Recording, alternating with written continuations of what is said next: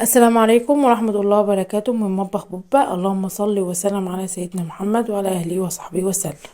دلوقتي هنعمل طريقة جميلة جدا لعمل الفطير مشلتت. زي ما انتم شايفين كده الطريقة سهلة وبسيطة جدا وهتحبوا تعملوها على طول. فعلا طريقتها جميلة. زي ما انتم شايفين كده انا جبت 5 كيلو دقيق وانا خلطهم كويس. طبعا هنستعمل مكونات بسيطة خالص، مية ودقيق وملح فقط لا غير في الدقيق في الفطير المشلتت. فعلا كلنا بنحبه، طريقة سهلة جدا وبسيطة. ممكن تستعملوا 2 كيلو دقيق بس ما تكتروش. تعمل فطيرتين 2 بالظبط او 3 فطاير متوسطين في ال2 كيلو دقيق. ممكن تستعملوا في فرن البوتاجاز عادي خالص. نتعامل معاه زي الفرن الكبير، الفرن البوتاجاز. نعلي الشروقة ونعلي الأرضية.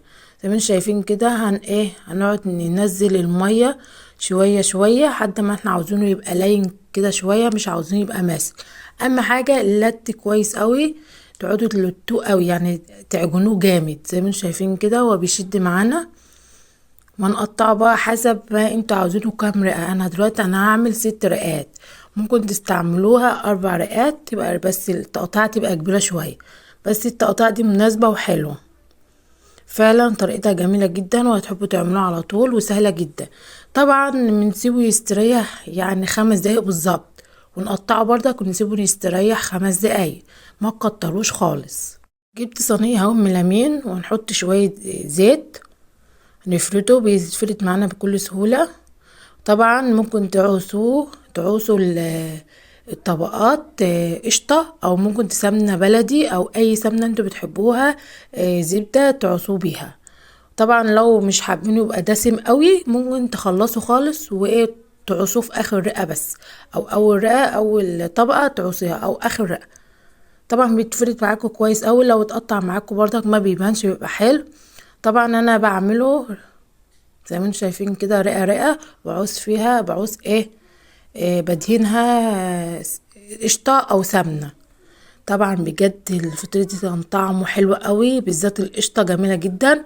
وانا اتعلمت من حماتي اللي هو تحط قشطة احسن من السمنة كمان. بس لو حابين ما عندكوش قشطة استعملوا سمنة عادية خالص، زبدة عادية او سمنة سيحوها.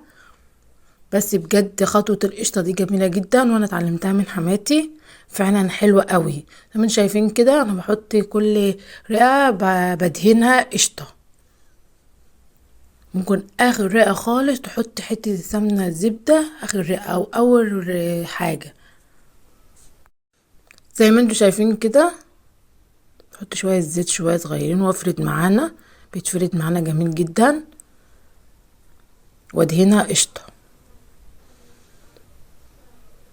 بجد جميلة قوي، جربوها وطريقتها سهلة قوي. وطبعا اطفالنا كله بيحب الفطير مشلتت ده، وبالذات في الارياف بنعمله كتير جدا. وطبعا في المدن بنشتره مبقاش الطعم البلدي الجميل ده. اعمليه في بيتك هتتبسطي منه وهتبقى مضمونة، والسمنة بتاعتك وتتحكمي في السمنة بتاعتك. فعلا جميلة قوي، هتحبوا تعملوها على طول. زي ما انتوا شايفين كده بفرد هما 6 طبقات بالظبط رقات، بفرده بكل صورة زي ما انتوا شايفين كده. حلو قوي بجد، جربوه سهل جدا وطريقته سهلة وامشي معايا خطوة بخطوة. طبعا الدقيق والمية والملح تحط يعني حسب، تحط 2 معلقة كبار ملح او 4 معالق صغيرين ملح. هي طريقتها سهلة وبسيطة جدا، وبتدهنوه قشطة زي ما انتوا شايفين كده، ولفوه زي ما انا بلفه بالظبط بطريقة سهلة وبسيطة جدا.